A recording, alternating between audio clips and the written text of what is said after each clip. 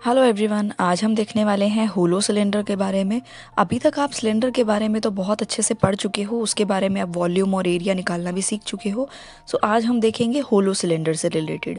अब hollow cylinder होता क्या है? सिलेंडर आप अच्छे से समझ चुके हो कि सिलेंडर एक सॉलिड शेप होती है, और होलो सिलेंडर कैसी शेप होती है? जिसकी शेप तो सिलेंड्रिकल होती है, बट ये अंदर से इनसाइड का पोर्शन जो इसका होता है वो ब्लैंक होता है, वो एम्प्टी होता है। ठीक है, अंदर से इसका पूरा पोर्शन खाली होता है, लेकिन बाहर से आप इसको देखोगे तो टोटली जो इसकी शेप होती है वो सिलेंड्रिकल शेप होती है। ठीक है, जैसा कि आप इस फिगर में समझ पा रहे होंगे, ये एक सिलेंड्रिकल शेप है, बट ये होलो सिलेंड्रिकल है। क्यों? क्योंकि जो इसका इनसाइड पोर्शन है वो खाली है। अब एग्जाम्पल के लिए अगर मैं बात करूं तो आपकी जो टेप होती है, ठीक है, आप सेलो टेप वगैरह यूज़ करते हो, वो इसका एग्जाम्पल होती है। आप घर में थ्रेड यूज़ करते हो, वो इसका एग्जाम्पल होती है।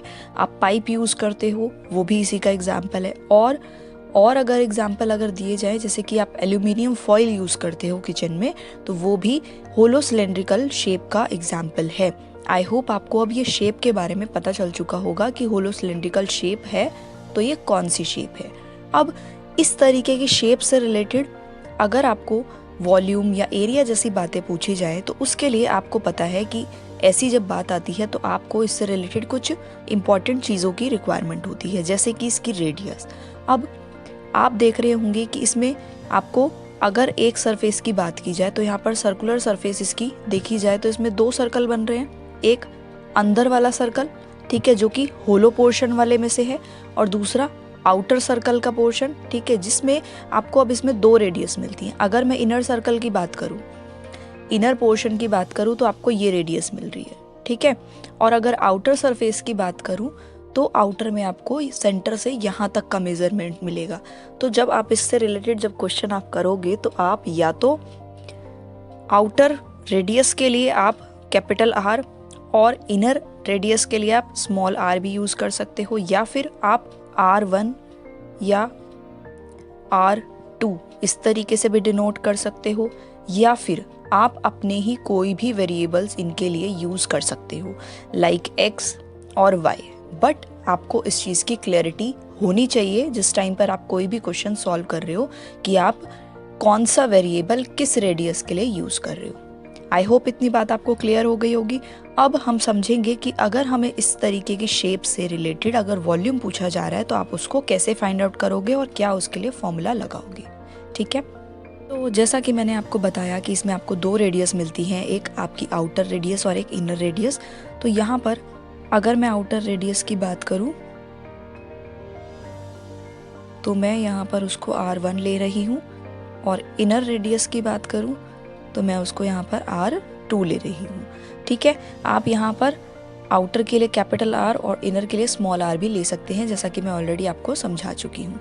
ठीक है, अब अगर आपको कोई इससे रिलेटेड वॉल्यूम पूछ ले इस तरीके की शेप से रिलेटेड, तो आप उसको कैसे फाइंड आउट करोगे? आपको मैंने बोला, फॉर एग्जाम्पल क्वेश्चन में अगर आपको दूँ कि आपके पास एक सेलो टेप है और उसका आपको वॉल्यूम बताना है कि कितना है, तो आप क्या करोगे? उसके लिए सबसे पहले आपको क्या रिक्वायरमेंट होगी कि पाई के साथ आपको उसकी हाइट मल्टीप्लाई करनी है। ठीक है, अब हाइट के लिए मैं बता दूं कि आपका जो इनर पोर्शन है या आउटर पोर्शन है, दोनों की हाइट ऑलमोस्ट सेम ही होती है। तो अगर आपको इनर की हाइट दी जा रही है, आउटर की नहीं दी गई है, तो आपको कंफ्यूज नहीं होना है, दोनों की हाइट सेम है। ठीक है, और या फिर आउटर की दी गई है, इनर की नहीं दी गई है, तो आप दोनों को सेम ही कंसिडर करके उसको हाइट यहाँ पर आप डायरेक्टली मल्टीप्लाई कर देना, ज़्यादा कुछ नहीं सोचना है। ठीक है, इतनी बात क्लियर? हमें क्या करना था? पाई के साथ हाइट को मल्टीप्लाई करना है, और साथ ही साथ क्या मल्टीप्लाई करना है? जो ये दोनों रेडियस हैं इनके स्क्वायर का डिफरेंस, यानी कि आउटर रेडियस जो है उसके स्क्वायर का, ठीक है, और जो इनर रेडियस है उसके भी स्क्वायर का। ठीक है, इन दोनों का आपको डिफरेंस करना है। अब इतनी बात आपको अच्छे से समझ में आ चुकी होगी, तो इससे रिलेटेड एक क्वेश्चन मैं करवा देती हूँ ताकि आपको और भी इजीली ये समझ में आ पाए कि हम इसको कैसे कर रहे हैं, और भी आपको अच्छे से क्लियरिटी हो पाएगी। बट एक बार मैं दोबारा से फॉर्मूला रिपीट कर देती हूँ ताकि आपको साथ साथ लर्न हो जाए। फॉर्मूला इसके लिए क्या होगा? वॉल्यूम के लिए जब भी आपको होलो सिलेंड्रिकल का वॉल्यूम पूछा जाए तो आपको पाई के साथ हाइट को मल्टीप्लाई करना है, और जो भी दोनों आपकी रेडियस दी जाएंगी उनके स्क्वायर का डिफरेंस, उन दोनों का डिफरेंस नहीं, उनके स्क्वायर का डिफरेंस।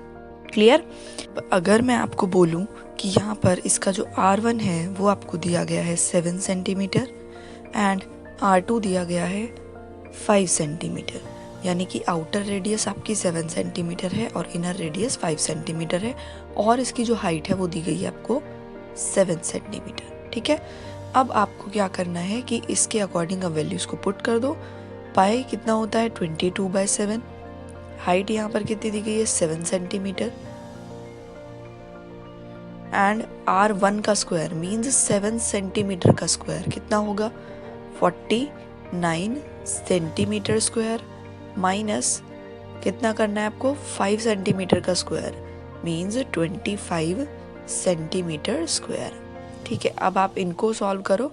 यहाँ पर आपको दिख रहा है कि 7 से 7 कैंसिल हो जाएगा, तो यहाँ पर 22 सेंटीमीटर हो जाएगा, और अब आप इसको कैलकुलेट करोगे तो आपको यहाँ पर मिलेगा इंटू में 24 सेंटीमीटर स्क्वायर। अब आप इनको जब मल्टीप्लाई कर दोगे तो आपको मिल जाएगा 528 सेंटीमीटर क्यूब, क्योंकि आपने यहाँ पर सेंटीमीटर स्क्वायर को सेंटीमीटर के साथ भी मल्टीप्लाई किया है, तो इसीलिए क्यूबिक सेंटीमीटर आपको मिल गया। आई होप अब आपको वॉल्यूम निकालना तो इसका आ ही गया होगा। सो मिलते हैं हम नेक्स्ट वीडियो में। नेक्स्ट में हम इसका देखेंगे कि आपको इससे रिलेटेड एरिया कैसे निकालना है।